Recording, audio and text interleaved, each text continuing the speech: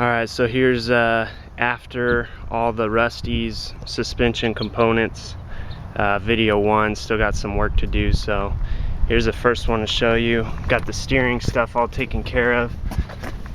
We've got this new solid tie rod with new ball joints. That was a big problem on the old steering. So now the tie rod comes all the way across, just solid. And then another new ball joint over on this side. And you can see we got a steering stabilizer here. And just driving over here, it was the first time I drove it since we put all this stuff on, and I can tell you these steering stabilizers made a huge difference. It just, I don't know, it handles a lot better. So you've got the steering stabilizer just mounts onto the front differential there. And you know, I'm not particularly fond of the fact that it's below the tie rod. They say you can get a mount to flip the steering stabilizer up over the top of the tie rod so you're not bashing it on rocks and stuff. I'll probably look into that. So that went on well. Still have to adjust it though. I can tell that I'm definitely out of alignment. The vehicle's tracking straight, but I feel like the tires are kind of working against each other. So another new joint there. That was another problem. We're all greased up.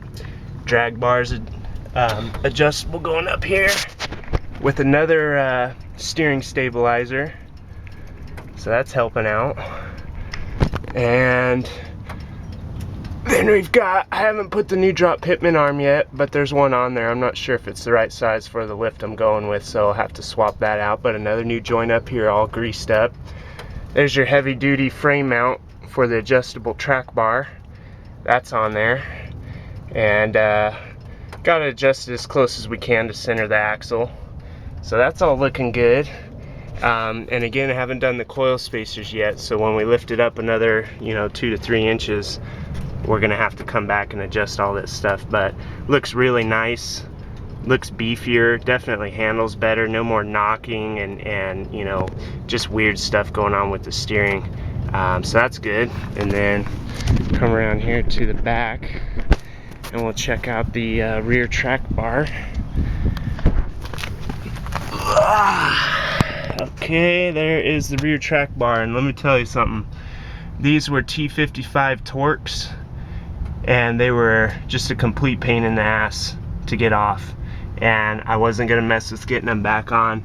So I went ahead and just got new bolts and new nuts, the right size, and put those in so I can easily get some torque on them, because those things were stuck on there. So this thing is adjusted as good as we can get it right now, and we'll get the coil spacers on there. We're gonna go out to the military base. My buddy has access to a lift out there, so we'll get the whole Jeep up on the lift, let the axles hang down, get the coil spacers on there, then get all this stuff dialed in and get my straps, readjusted, because we're gonna have to mess with those once it's a little higher.